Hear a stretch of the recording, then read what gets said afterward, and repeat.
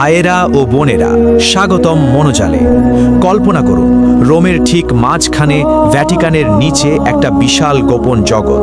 সেখানে তাকের পর তাক সাজানো, আর সেই তাকগুলো মিলিয়ে মোট লম্বা 85 কিলোমিটার। অর্থাৎ ঢাকা থেকে গাজীপুরের চেয়েও বেশি লম্বা একটা লাইন শুধু কাগজ আর পুরনো পার্চমেন্টে ভর্তি।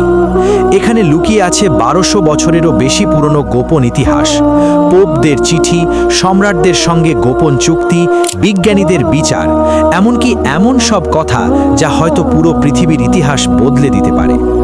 এর নাম ছিল ভ্যাটিকান সিক্রেট আর্কাইভ। এখন নাম বদলে ভ্যাটিকান অ্যাপোস্টলিক আর্কাইভ করা হয়েছে। কিন্তু নাম বদলালে কি আর রহস্য কমে? আজ আমরা সেই অন্ধকার দরজা খুলে দেখব। চলুন মনোজালের সাথে গভীরে নামি। এই আর্কাইভের শুরু হয় অনেক আগে।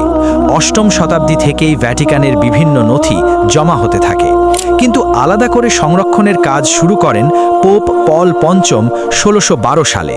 তিনি বললেন, পোপের ব্যক্তিগত ও অফিসিয়াল সব কাগজপত্র এক জায়গায় রাখতে হবে, যাতে কেউ নষ্ট না করতে পারে।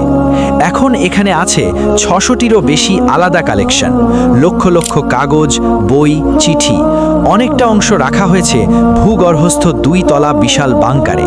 সেখানে আগুন লাগলেও, পানি ঢুকলেও কিছু হবে না। তাপমাত্রা ও আর্দ্রতা নিয়ন্ত্রণ করা হয় বিশেষ যন্ত্র দিয়ে। 1881 সালে পোপ লিও ত্রয়োদশ প্রথমবার কিছু গবেষককে ভিতরে ঢোকার অনুমতি দেন, কিন্তু যে কেউ যেতে পারে না। অনেক কড়া নিয়ম। ভিতরে ঢোকার নিয়ম আসলে কি?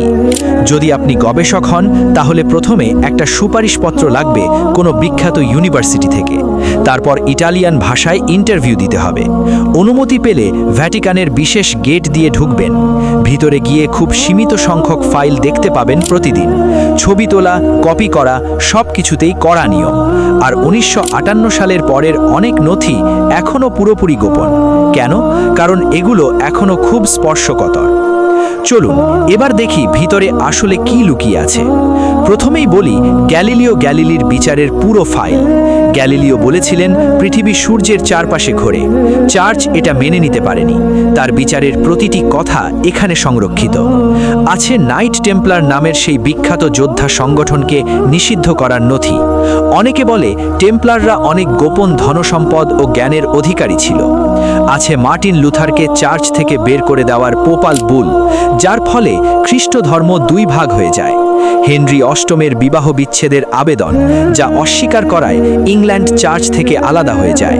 মাইকেল অ্যাঞ্জেলোর নিজের হাতে লেখা চিঠি, সিস্টিন চ্যাপেলের খরচের বিল।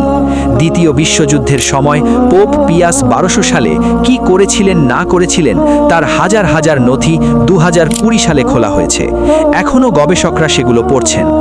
এছাড়া আছে প্রাচীন পার্চমেন্ট, রাজা বাদশাহের চিঠি, গোপন চুক্তি, সব কিছু। কিন্তু ভাইরা, যা আমরা জানি তার চেয়ে যা লুকানো আছে সেটাই বড় রহস্য।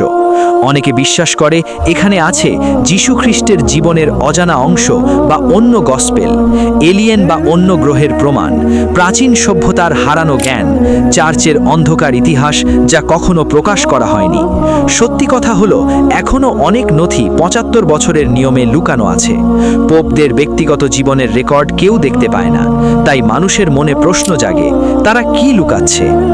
ভ্যাটিকান সিক্রেট আর্কাইভ শুধু কাগজের স্তূপ নয়, এটা মানব ইতিহাসের একটা গোপন আয়না, যে আয়নায় সব সত্য দেখা যায় না। আপনি কি মনে করেন, ভ্যাটিকান সত্যিই কিছু বড় রহস্য লুকিয়ে রেখেছে, নাকি এটা শুধুই পুরনো কাগজ সংরক্ষণের জায়গা? কমেন্টে অবশ্যই জানান আপনার মতামত। কোন রহস্য নিয়ে পরের ভিডিও দেখতে চান? ভিডিও ভালো লাগলে লাইক দিন, শেয়ার করুন, আর মনোজাল চ্যানেলটি সাবস্ক্রাইব করে বেল আইকন অন করে রাখুন, যাতে নতুন রহস্যময় ভিডিও মিস না হয়। যতক্ষণ না আবার দেখা হচ্ছে, অন্ধকারে সাবধানে থাকুন, কারণ কিছু রহস্য দেখার জন্য তৈরি থাকতে হয়। ধন্যবাদ।